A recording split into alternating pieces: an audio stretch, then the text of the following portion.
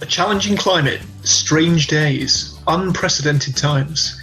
However we choose to describe it, there is no doubt that the coronavirus has brought upheaval and disruption to global society on a level that many of us have never experienced before. While there's much talk of the pandemic being a great leveller due to its holistic impact on day-to-day life, the truth is far more complex, with individuals, businesses and organisations feeling the effects of the coronavirus in a variety of different ways. The new normal aims to give these people an opportunity to tell their stories, assess the potential impacts of the pandemic on their lives and careers, as well as exploring the challenges and opportunities that have arisen from this era-defining situation. Each week, myself, Chris Webb and Helen Armitage from the Careers and Employability Service at Sheffield Hallam University will be joined by a different guest from the world of industry, educational careers, with opportunities for listeners to put their questions forward in advance of the podcast. Thanks for tuning in and joining us as we explore what the new normal means for all of us on a local, national and global scale.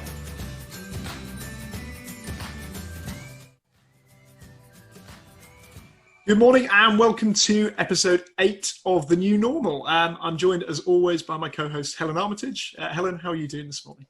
I am okay this morning, Chris. Sun's out, so yeah, no, it's going to be a good day, I think, yeah. Okay, excellent, good. And it's, as we record, a bank holiday, so never a bad thing. Okay. And we're joined today for a little bit of a kind of meta, almost Inception style podcast on podcasts with James Mulvany, founder of podcast.co and matchmaker.fm. James, how are you doing today? Great, thanks. Yeah, thank you very much for having me. Looking forward to sort of getting stuck in and talking about podcasting, because I think it's something that a lot of people are turning to, either as listeners or as I want to start a podcast. Now's a good time to do it, sort of during these times. Yeah, absolutely. And I think Helen and I have been talking about podcasts now for 8 weeks outside of the podcast. So we thought, what better time to bring it onto the podcast? So I think this might set some new records in the amount of time the word podcast can be said in a podcast. Absolutely. I totally podcast.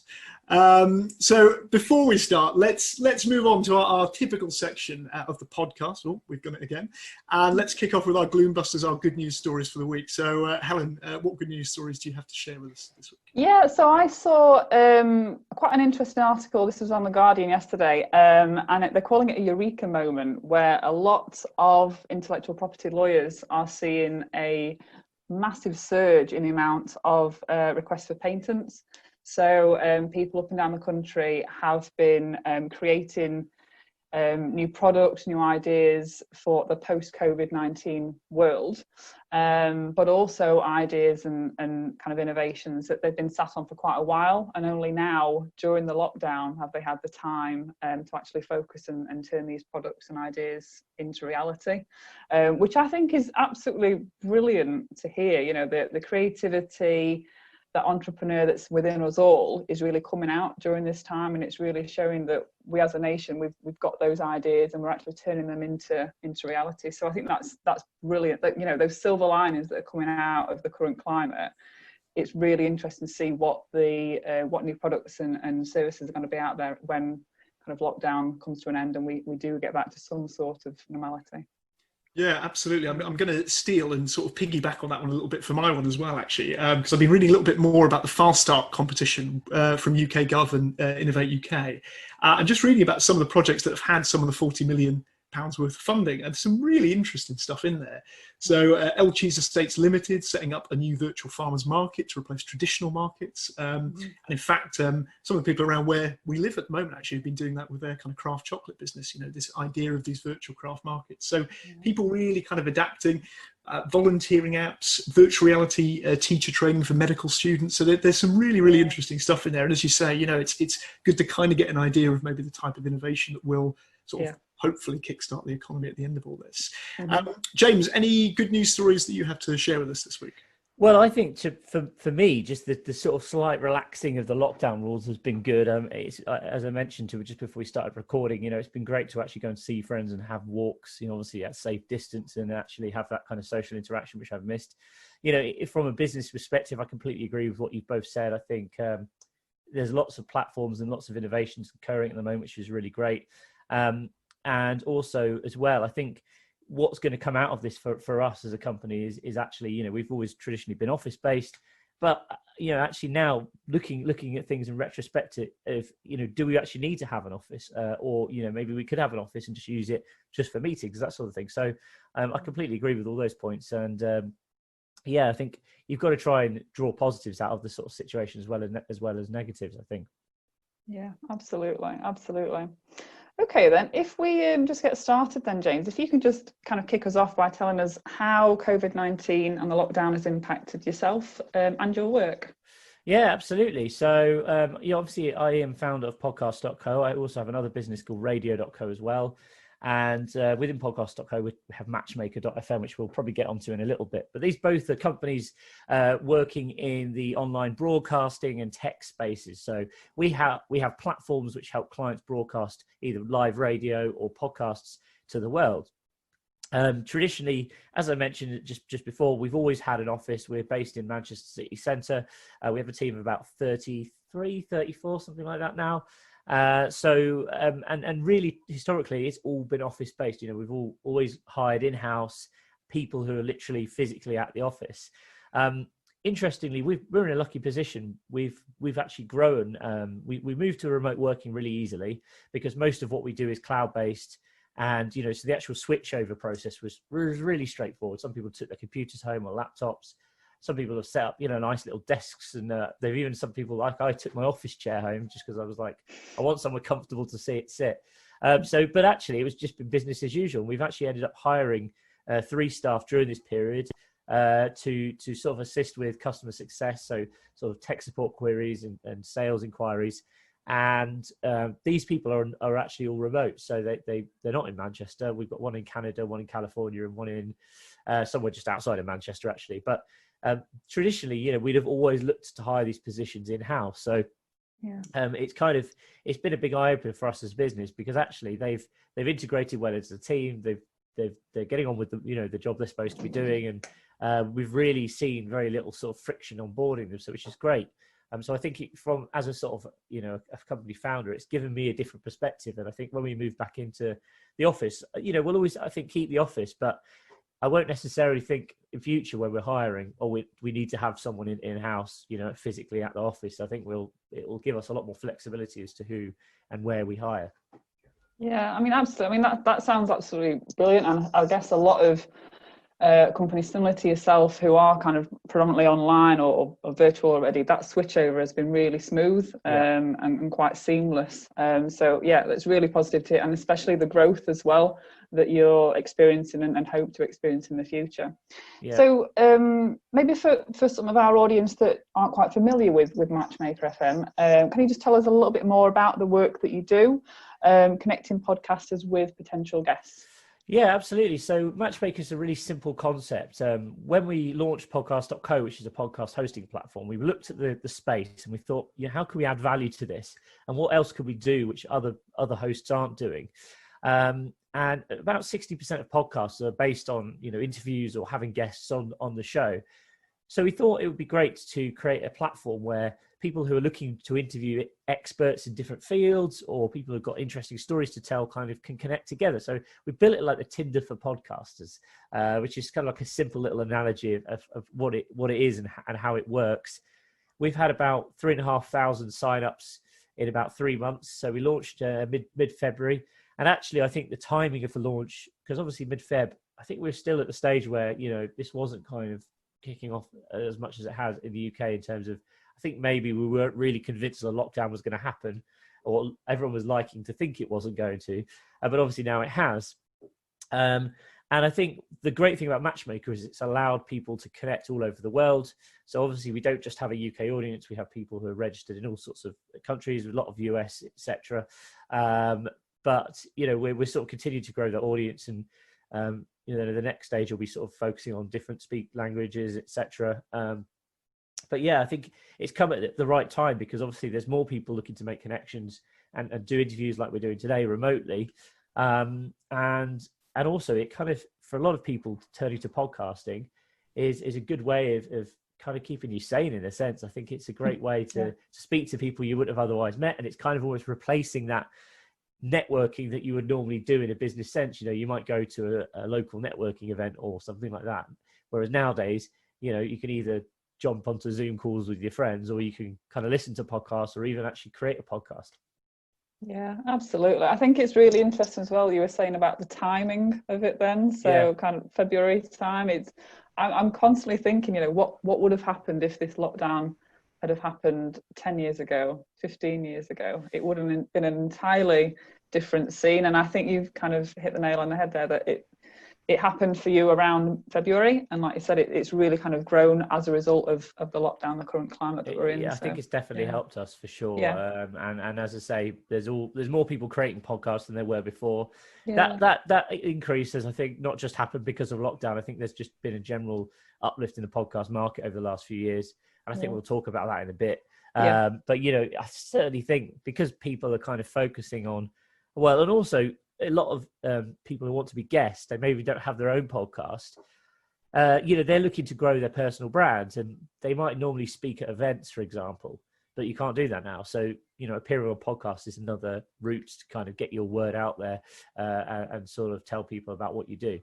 Yeah, absolutely. And I think, you just mentioned this really about it being quite an appealing medium already. Perhaps even prior to lockdown. And what do you think is kind of the sort of enduring appeal of podcasts, and why have more people maybe started to kind of been drawn towards that medium over the past few years? Yeah, I mean, I think part of the thing about podcasts is it's a very personal form of communication. You feel like you're almost there having a one-on-one conversation with the person on the other end, even though you're not. I think it's the people's media. The good thing about podcasts versus radio or TV is that there are no rules, so you can really discuss any topic. You can be super granular about what you're talking about. So, for example, if you want to create a podcast about baking cupcakes, then you can do that, and you will get an audience because there are plenty of people who are interested in baking cupcakes. Whereas, if you're on the radio, you've got to sort of be a bit more general about what you're talking about, I think, quite a lot of the time. So I think that's kind of one of the reasons of the success. The other reason consumption's gone up is technology itself. When podcasts first came about sort of 15 years ago, you had to download the file onto your computer, you had to physically then transfer it onto an iPod, and it was really reserved for kind of the proper enthusiasts. I think that kind of process was quite complicated for a lot of people. And I like to say, if you went up to someone 5 years ago on the street and said, "What's a podcast?" You might get a few people say, "Yeah, I listen to podcasts." I think most people would still either not know what it meant or just sort of have heard it but not really engaged with it. But nowadays, I think if you go up to someone on the street and say, "What's a podcast?" I think majority of people will know what it is for sure. And certainly a large number of them will actually have listened to podcasts. And again, I think one of the other reasons that this has been, has helped sort of drive the popularity of podcasting is celebrities getting involved. Previously people would think podcasts are something, for specialist topics, yada, yada. But nowadays, someone famous gets on board, people will start listening to it, and that will encourage them to discover other, perhaps lesser known podcasts as well.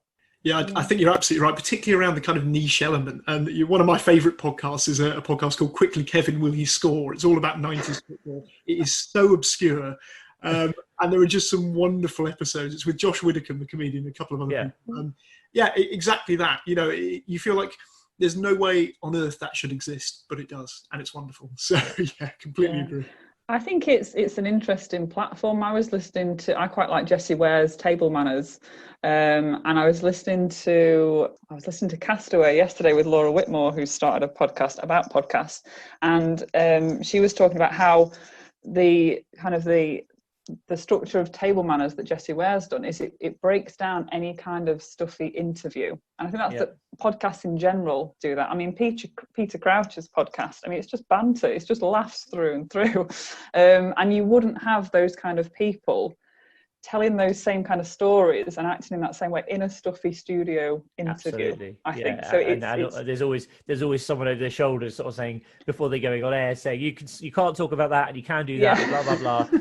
And don't say that because it'll offend someone, or don't say that because it'll put know. So I think that's the thing, isn't it? It's just an open medium that kind of encourages free speech and encourages people to really just have conversations and do it in such a natural way. And I think, again, when you're sat on a panel show, for example, it's just not natural. You don't normally speak to people in that kind of environment where you're sort of sat along these long tables kind of facing the camera, not really, so whereas the good thing about a podcast is, you can just sit around literally in a table facing each other, and it's just like you're having a normal conversation. Yeah, Absolutely. Yeah. Okay then. So as we've kind of alluded to, it's quite a busy market for podcasts at the moment. Lots of different specialisms there, bakery, cupcakes, that kind of thing. So wanted to kind of know, and you don't feel pressured to kind of promote here, but I just wanted to know what are your favourite podcasts, and in your opinion, what makes a good podcast as well? I think what makes a good podcast depends on the audience, doesn't it? I mean, what's right for someone is completely different for someone else. A lot of podcasts that I sort of dip in and out of are business based. So, for example, Masters of Scale is one of them. There's one called Your Next Million. I quite like Paul McKenna's Positivity podcast. If you've heard that, he's got some great interviews on there. Yeah. But actually, due to the nature of what I do, you know, I'm exposed to clients' podcasts practically on a daily basis. You know, we've just had this client sign up. Look what they're doing. Or, you know, I'm just looking through our customer list, and we've got about 2,000 podcasts on the podcast.co platform now, maybe slightly over actually. So, you know, I'm sport for choice really, and I love listening to different podcasts, seeing what people are doing and sort of trying to get ideas. And of course, as well, we're working with a lot of corporates and businesses in actually creating handling the production side of things for them as well. So it's always interesting to sort of take their spin on things and see what they're discussing. But I've never been one personally to kind of, like, for example, I tried to get into My Dad Wrote a Porno. Everyone's raving on about it. And I listened to about 3 episodes. For whatever reason, it's the same with Netflix series. I just can't get into them. My attention span is too short, I think. So my listening approach to podcasts is very sporadic. I just sort of dip in and out. And if I see one episode that I think looks interesting, or quite often, actually, I might be looking for a specific topic that I'm looking to learn more on, see that there's a podcast episode, it might be something that I've never heard of, and I will just listen to that episode, but I won't always necessarily subscribe. Yeah. No, definitely. Yeah. And I think we'll just bring in Chris here as well. So Chris, if you have 3, 4 top podcasts that you have? Yeah, I think maybe I'm slightly different. I definitely do have some favourites for sure. I think I mentioned quickly Kevin, which I love because again, it takes me back to a time in my life, you know, a lot of nostalgia there. And I think I'm very much a big ideas person with podcasts. So I've been really enjoying Ed Miliband and Jeff Lloyd's Reasons to be Cheerful recently. A lot of stuff in there about, essentially, I suppose, high concept stuff I'm quite interested in: universal basic income, Green New Deal, decarbonisation, sort of plans within business. And there's not a lot, I would say, necessarily always of detail about how it would happen, but it's those sort of big ideas stuff. And I think the way that they kind of communicate it is really nice. So I've enjoyed listening to a lot of those. And the other one that I listen to, which is a bit more of a commitment for people who might want to listen to it at home, is Dan Carlin's Hardcore History podcast. I'm a massive history buff. Some of his podcasts are like 3 hours long plus, but is absolutely amazing. The detail and the level of detail he goes into about periods of history, it's absolutely fascinating. So for people who haven't listened to that, I would recommend it, although it's, you know, you got to like history. You got to have some time on your hands. I think I'm on James's wavelength with that level of commitment, really. I don't think 3 hours is really my kind of bag. But I mean, I just come in there with a couple of my favourites. And I, like you said, James, I can't pin out my top overall. I dip into podcasts for different specialisms. So like I said, Peter Crouch's podcast, just for the laughs and the banter. I'm not a huge football fan, but I do find it quite amusing. Like I said, Table Manners with Jessie Ware. Really love Squiggly Careers with Helen Tupper. Super Soul Conversations with Oprah. On Purpose with Jay Shetty. Quite like those motivational podcasts. They're quite good. I find them, what I used to find them, are quite good to drive into work and then drive out of work, and it really gives you that motivational boost there to bookend the day. And there's one called Why Not Now with Amy Jo Martin, which is really great. And then The Creative Boom, that's another one as well. And I think, as you said, James, you know, that just goes to show the number that we've just listed there, very different for different audiences, exactly what you sort of mentioned previously. And I think with people sitting at home will be saying, God, I've either never heard of those, or I quite like those, or there's probably a slew of other ones that we've not mentioned. So I think that was a really important point about the audience, and I suppose it being very subjective medium. Totally. You mentioned earlier that obviously matchmaker.fm doesn't just help kind of podcasters find guests, but also from the guest's point of view, we might have speakers who perhaps have had their kind of speaking opportunities curtailed a little bit by COVID-19 and are looking for a chance to maybe have their voice and kind of find the right platform for that. And I suppose one thing we were quite interested in, with so many voices sort of needing to be heard, what you think maybe makes a good or kind of an interesting podcast guest in terms of the type of things they have to say. But also if there's any topics maybe that you feel perhaps need covering in the podcast sphere that haven't really been touched upon yet, to your knowledge. It's a very interesting question. In terms of being a good guest, I think just being authentic, being yourself, trying to treat rather each podcast you're doing as a unique thing. There are some people who will go on a podcast tour, like as I'm doing now. They have 30 conversations. I'm trying to do 30 conversations in 30 days. Some people will say they want to do 10. Some people might try and do 50, but whatever. Like, you're basically doing a focused effort to try and get on as many podcasts as you can within a relatively short time frame, which is very effective because it exposes you to huge audiences that probably wouldn't have been aware of you otherwise.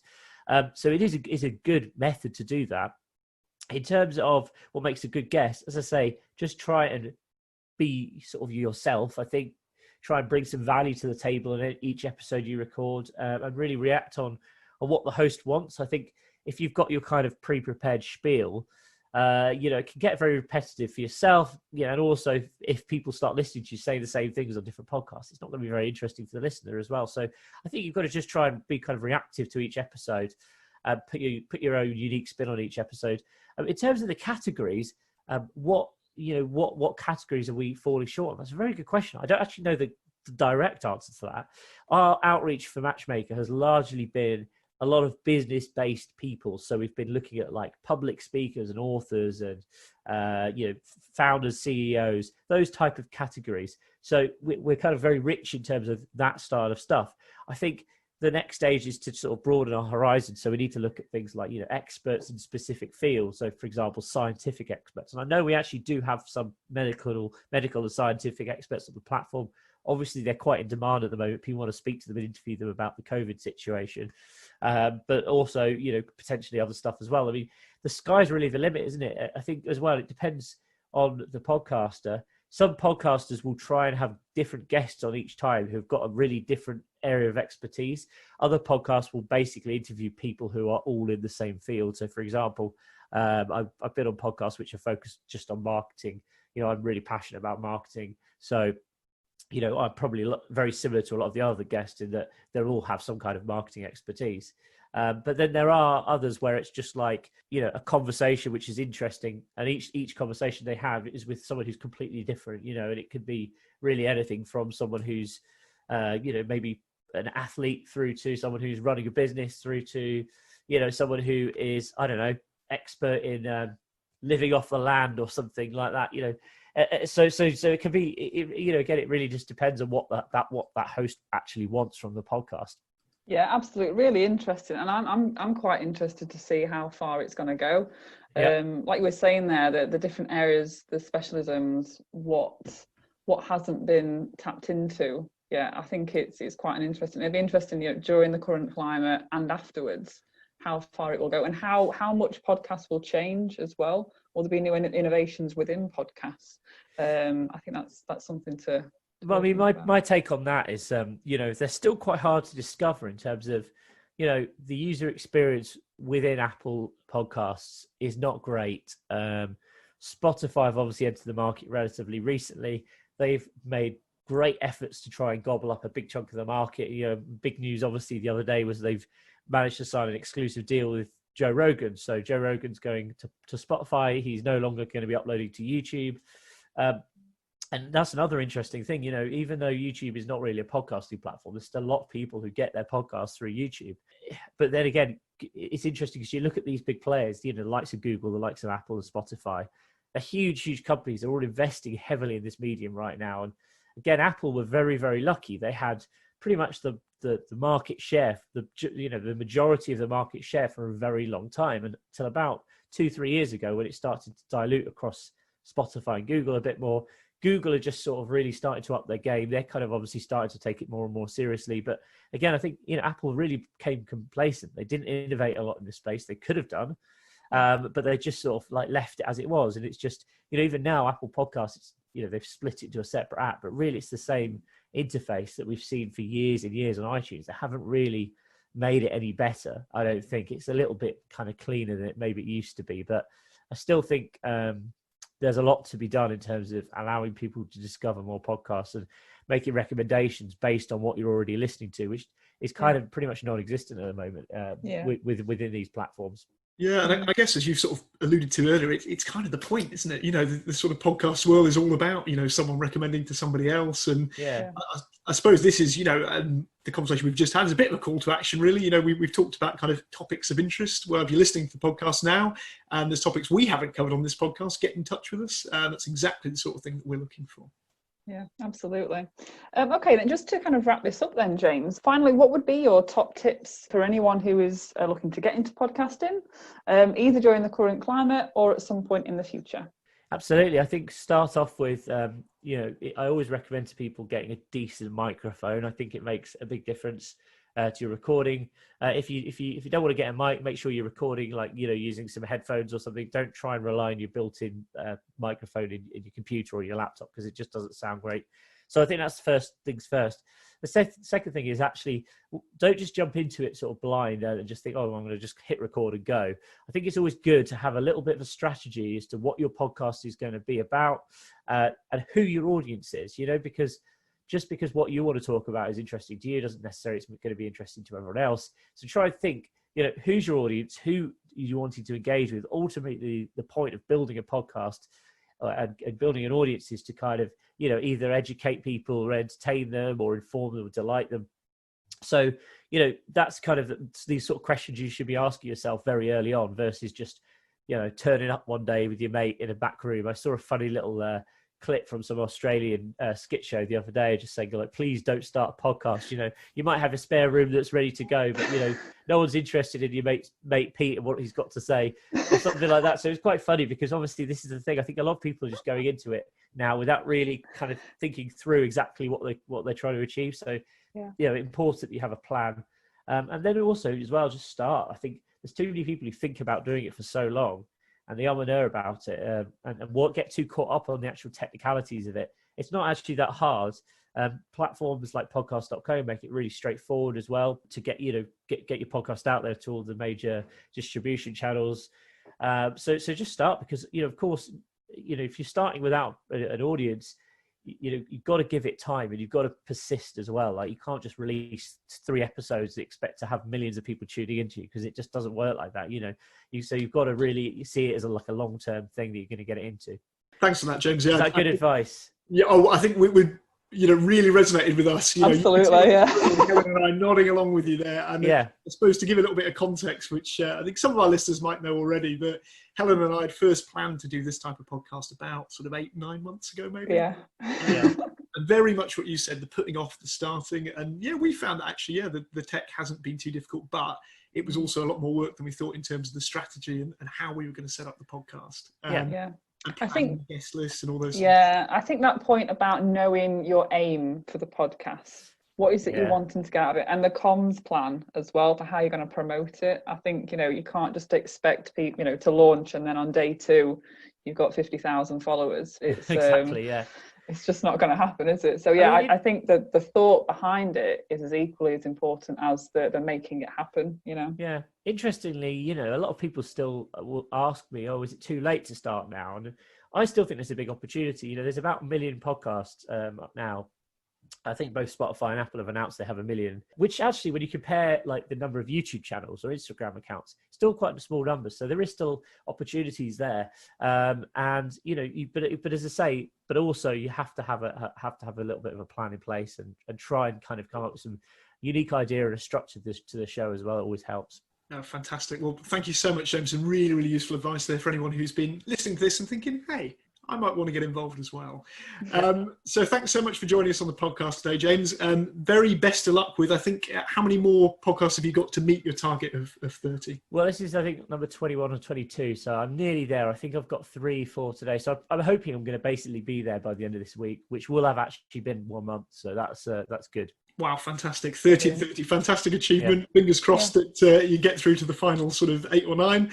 And again, thanks so much for joining us and have a great Bank Holiday Monday. Thank you very much. Thanks for having me. If you've been interested in anything that we've talked about on today's podcast, do get in touch with us via the comment threads on the podcast link, wherever you're listening. We'll be tuning in again next week with a guest soon to be announced. And each week when we announce the guest, we'll be giving you a chance to put questions to the special guest in advance of the podcast. Thanks for tuning in and listening to us here on The New Normal.